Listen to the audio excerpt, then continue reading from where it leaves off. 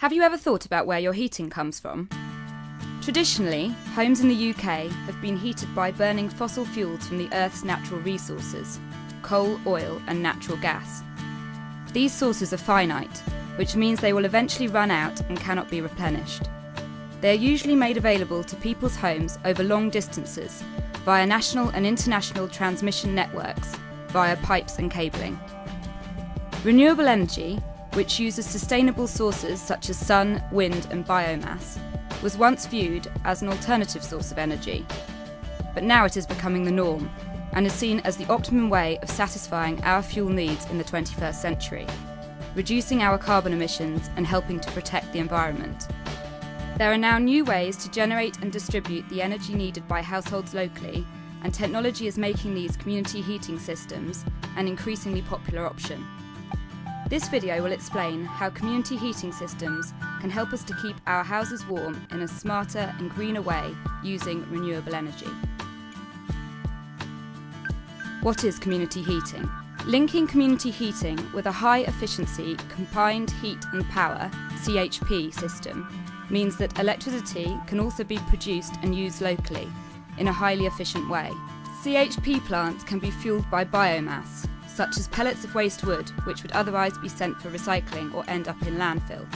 They are very versatile and can be used on projects of any size, whether they cover a wide area such as part of a city or a concentrated location like a town centre, village, university campus or hospital, which makes them ideal for new housing developments. How does it work? Community heating systems replace individual boilers within homes.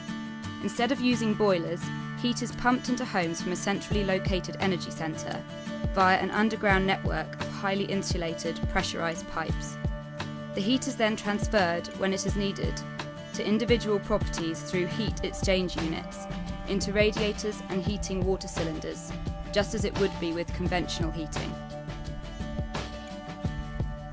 What are the benefits? Community heating provides huge environmental gain, creating energy more efficiently and cutting carbon emissions. For example, a CHP system is 90% efficient compared to 30% for electric-only power stations. The renewable energy that is generated will be fed back into the national grid, easing the national demand on energy supply from fossil fuel sources. It has the potential to reduce energy costs for residents, which means much cheaper energy bills for consumers. Maintenance and repair costs are also lower. Since it provides heating from a reliable, stable source, bills are also kept constant, unlike with gas or electricity, which become more expensive as the sources of oil and gas become scarcer and are subject to seasonal and other fluctuation. How is it different from traditional heating? Residents' homes hardly change in appearance and will still have hot water radiators. In fact, homes tend to have more usable storage space as individual boilers are no longer needed in each home. Residents' new heating controls look very similar to traditional ones and are easy to use. Each home's energy can also be metered just like it can be with electricity or gas. An added bonus. In the future, it may be necessary to cool houses in the hot summer months, and community cooling will make this possible by using chillers which are driven by the same CHP system. Community heating has been used in the UK for many years, but it still only accounts for around 1% of the UK heating market. The UK has a long way to go to catch up with other European countries like Finland, Austria and Denmark, where over 50% of homes are connected to community heating networks.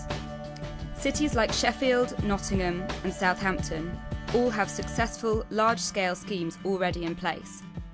So what are we waiting for?